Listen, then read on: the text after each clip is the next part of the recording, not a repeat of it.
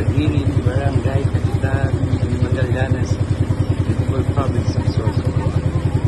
This is the Kapitan Mangrove Forest with 25 mangrove species.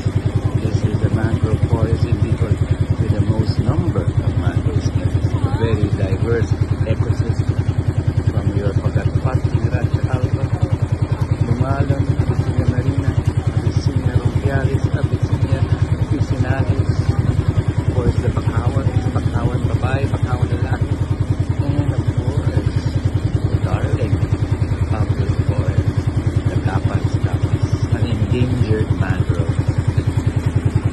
Yes. So, enjoy this nature. How about doing a kayak adventure in this Kalitaan Mangrove Forest? An ecotourism opportunity for the people to visit.